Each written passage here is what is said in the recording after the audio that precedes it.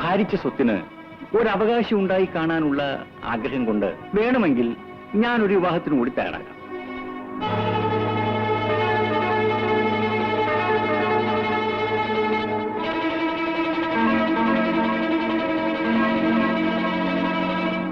ഈ ഭാരിച്ച സ്വത്തിന് ഒരവകാശം ഉണ്ടായി കാണാനുള്ള ആഗ്രഹം കൊണ്ട് വേണമെങ്കിൽ ഞാനൊരു വിവാഹത്തിന് കൂടി തയ്യാറാകാം.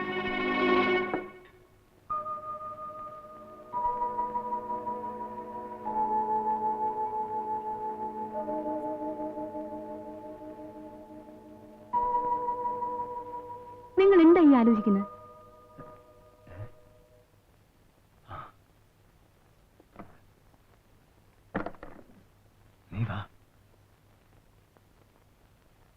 പിന്നെ ഞാൻ ആ കുഞ്ഞു മുഹമ്മദ് സാഹിബിനെ കുറിച്ച് നിന്നോട് പറഞ്ഞിരുന്നില്ലേ? അതെ.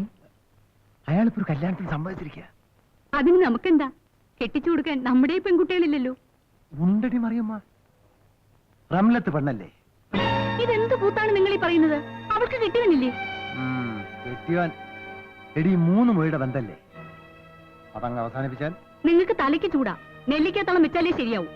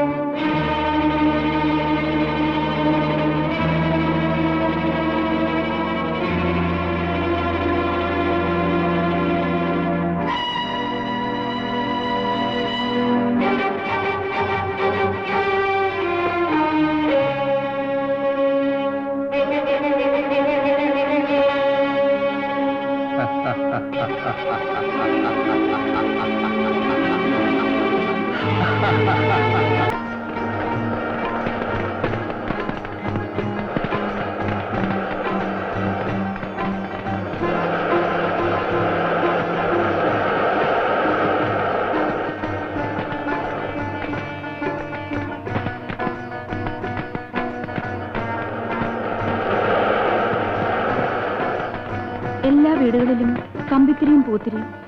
കുഞ്ഞുങ്ങളുണ്ടായിരുന്നെങ്കിൽ ഇവിടെ ഇതൊക്കെ കത്തിച്ചേനെ. നീ മനസ്സ് വയ്ക്കാത്തോണ്ടാ. നോക്കിക്കോ, അടുത്ത കൊല്ലം ഈ വീട്ടിൽ ഇതുപോലൊക്കെ കത്തിക്കും. അത് നിന്റെ മിടുക്കൊണ്ട് മാത്രമാവില്ല. സമ്മതിച്ചു, നിങ്ങളുടെ മിടുക്കൊണ്ട് തന്നെയാ നടക്കുന്നത്.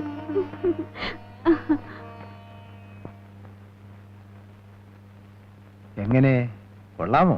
തെറ്റില്ല. 2ാം കല്യാണാണ്. അപ്പോ ആദ്യ ഭർത്താവ്? അവൻ അത്ര സുഖമില്ലാത്തവനായതുകൊണ്ട് മൊയ് വാങ്ങി. ആ അതിരിക്കട്ടെ, പെണ്ണിന് ഇഷ്ടപ്പെട്ടോ? ഇഷ്ടപ്പെട്ടില്ലെങ്കിൽ പിന്നെ കൂടുതൽ എന്തെങ്കിലും ചോദിക്കാൻ ശ്രമിക്കുമായിരുന്നു. ചുരുക്കത്തില് കല്യാണം കഴിക്കാൻ സമ്മതാണെന്ന്. പെണ്ണേതാണെന്ന് പറഞ്ഞില്ല. എന്റെ മോള് തന്നെ, റംലത്ത്. ഓ പറയുമ്പോ കുഞ്ഞു മുഹമ്മദ് സാഹിബ് റംലത്തിന് കല്യാണം കഴിക്കാൻ സമ്മതിച്ചു. നിങ്ങൾ എന്ത് പച്ചപ്രാന്തായി പറയുന്നത്? നൊസ്സുണ്ടോ മനുഷ്യ നിങ്ങൾക്ക്? കല്യാണം കഴിഞ്ഞ ഒരു ആണിനോടൊത്ത് കഴിയുന്ന ഒരു പെണ്ണിനെ? അതല്ലേ ഇബ്ലീസ് എന്നോട് ഞാൻ നേരത്തെ പറഞ്ഞത്. ഇനി അവന്റെ അവളുടെ മൊഴി വാങ്ങണം. മാവേ കിടക്കുന്ന മാങ്ങ പറിച്ചെടുക്കുന്ന എളുപ്പത്തിൽ നടത്താൻ പറ്റുന്ന കാര്യം പോലാണല്ലോ നിങ്ങളുടെ സംസാരം. ഒരു കാരണവും കൂടാതെ. കാരണം ഇല്ലെങ്കിൽ ഉണ്ടാക്കണം. അതിനാ തലച്ചോറ്.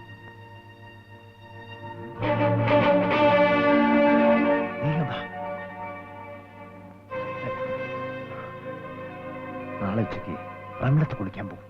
ആ സമയത്ത് നീ സുൽഫിക്കറിനെ നിന്റെ മുറിയിൽ വരുത്തണം. എന്നിട്ട് അവനെ കയറി പിടിക്കണം. ആ സമയത്ത് ഞാൻ അവിടെ വരും. എന്റെ റബ്ബേ, എന്നെ കൊണ്ടാവില്ല ഈ പൊല്ലാപ്പിനൊന്നും കൂട്ടു നിൽക്കാൻ. പറയുന്നത് അനുസരിക്കുന്നതാണ് നിനക്ക് നല്ലത്. ഇല്ലെങ്കിൽ ഇഞ്ചി കുത്തൂത്തികളി ഞാൻ. നിങ്ങൾ എന്നെ എന്ത് ചെയ്താലും വിരോധമില്ല. റംലത്തിന് ഇങ്ങനെ ഒരു ദ്രോഹം ചെയ്യാൻ ഞാൻ ഒരിക്കലും സമ്മതിക്കില്ല. 2 ഉമ്മയാണെങ്കിലും അവൾ എനിക്ക് സ്വന്തം മോളെ പോലെയാ. ആണോ? എങ്കിൽ അവള് സുഖമായി ജീവിക്കുന്നത് കാണാൻ നിനക്ക് ആഗ്രഹമില്ലേ? സുൽഫിക്കറിന് പിരിഞ്ഞുള്ള ജീവിതം അവൾക്ക് ഒരിക്കലും സുഖമായിരിക്കില്ല. അവൾ അവനെ അത്രയധികം സ്നേഹിക്കുന്നു. നീ എന്നെ പിശാചാക്കരുത്. ഞാൻ പറഞ്ഞ അനുസരിച്ചില്ലെങ്കിൽ ഈ വീട്ടിന്റെ ആദ്യം എടുക്കുന്ന മയ്യത്ത് നിന്റേതായിരിക്കും.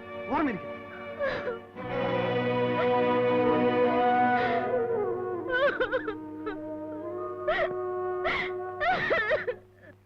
എന്ത് മാങ്ങാത്തൊലിയാണ് ഇത്ര കണ്ട് ആലോചിക്കാനുള്ളത്? പെണ്ണിന് പൊന്നൊന്നും കൊടുക്കണ്ട. ഉടുപടവകളെല്ലാം ചെറുക്കന്റെ വീട്ടിൽ നിന്ന് കൊണ്ടുവരും. മറ്റു ചുറ്റുവട്ടങ്ങളൊന്നും ആവശ്യമില്ല. പെണ്ണിനെ അങ്ങ് നിക്കാഹ് ചെയ്ത് കൊടുക്കണം, അത്ര തന്നെ. ഒരാഴ്ചക്കകം നിക്കാഹ് നടത്തണമെന്നല്ലേ കുഞ്ഞായൻ പറയുന്നത്. അപ്പോഴാണ് എനിക്ക് പിടി കിട്ടാത്തത്. ആ കാര്യത്തിൽ ഒരു നീക്കുപോക്കുമില്ല. ചെറുക്കൻ പെർഷ്യയില്ല, ലീവ് എടുത്ത് വന്നിരിക്കുക. കല്യാണം കഴിഞ്ഞ 1 മാസമെങ്കിലും പെണ്ണിനും ചെറുക്കനും തട്ടിമുട്ടി ഉരസി കഴിയണ്ടേ? മനസ്സിലായ? കേട്ടിടത്തോളം നല്ലൊരു കാര്യമായിട്ടാ തോന്നുന്നത്. അല്പം പ്രയാസപ്പെടേണ്ടി വന്നാലും നമുക്കിത് നടത്തിക്കളയാം. ആ പറഞ്ഞതാണ് അതിന്റെ ശരി. നിങ്ങളുടെ വീടരോളോ നിങ്ങൾക്ക് ബുദ്ധി ഇല്ലാതായി പോയല്ലോ എന്റെ അബ്ദുള്ള കുഞ്ഞിക്ക. മനസ്സിലായ? എടി സജിമോളെ, നീ പറഞ്ഞില്ലെങ്കിലും വിവരങ്ങളൊക്കെ ഞാൻ അറിഞ്ഞു. നിന്റെ കല്യാണം ഉറപ്പിച്ചല്ലേ? കല്യാണം ഉറപ്പിച്ച വിവരം കൊട്ടിപ്പാടി നടക്കണോ ഞാൻ? അത് ബോറ. എന്നാലും നാം തമ്മിലുള്ള ഇരിപ്പ് നിലയ്ക്ക് നിനക്ക് എന്നോടെങ്കിലും പറയാമായിരുന്നു. കല്യാണം ഉറപ്പിച്ചതിന് ശേഷം നാം ഇപ്പോഴല്ലേ ആദ്യമായി കാണുന്നത്?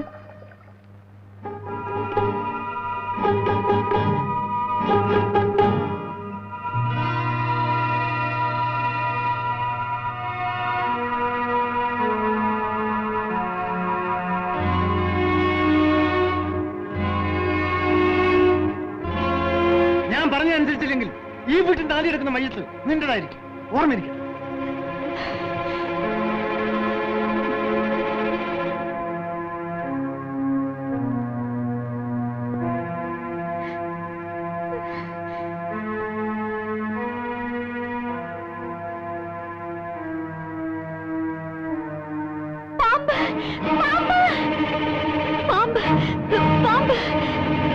എവിടെ?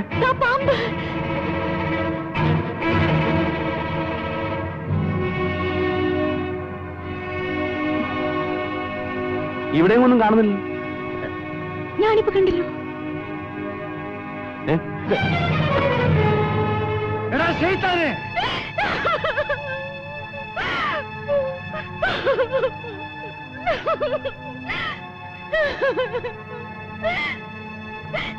ഞാൻ ഉറങ്ങിക്കിടക്കുമ്പോ ഈ ദ്രോഹി വന്നെന്നെ.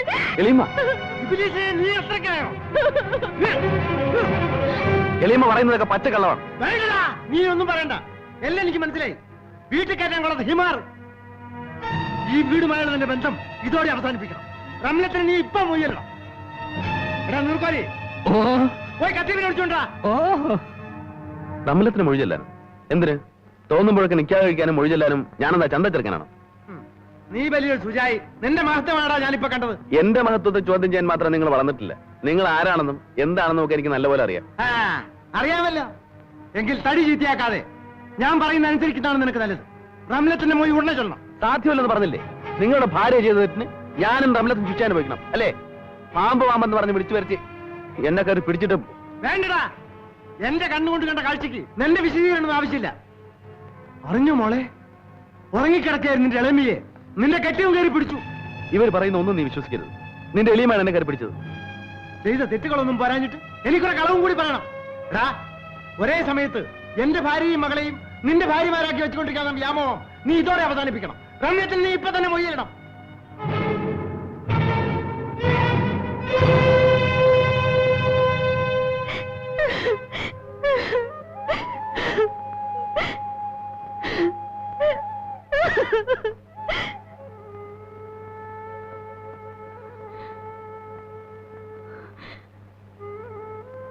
നിങ്ങൾ ഇത്രയ്ക്ക് വൃത്തികെട്ട മനുഷ്യനാണെന്ന് ഞാൻ വിചാരിച്ചിരുന്നില്ല. നിൽക്ക്. നിൽക്കവിടെ. ഈ നിമിഷം മുതൽ നീ റംലത്തിനെ കാണാൻ പാടില്ല.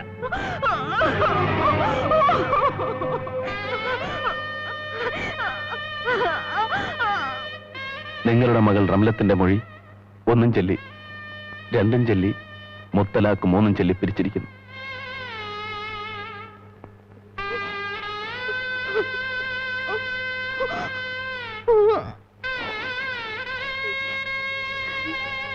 എന്താ നീ എവിടെയോ പോവാനുള്ള ഒരുക്കം പോലെ? അതെ, ഞാൻ എന്റെ വീട്ടിലേക്ക് പോകുന്നു. വീട്ടിലേക്കോ?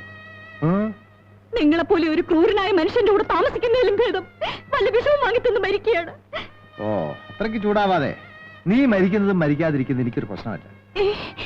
പക്ഷെ ഈ സമയം നീ ഇവിടുന്ന് പോവാൻ ഞാൻ സമ്മതിക്കില്ല. നമ്മൾ നടത്തിയ നാടകത്തിന്റെ രഹസ്യം കുറച്ചു ദിവസം കൂടി കാത്തു സൂക്ഷിക്കേണ്ട ആവശ്യം എനിക്കുണ്ട്. ഇല്ല, ഞാൻ പോകും. നീ പോവേ? ഈ വീടിന്റെ പുറത്ത് നീ കാലുകുത്തിയാൽ അന്ന് നിന്റെ മയ്യത്തായിരിക്കും. ആ.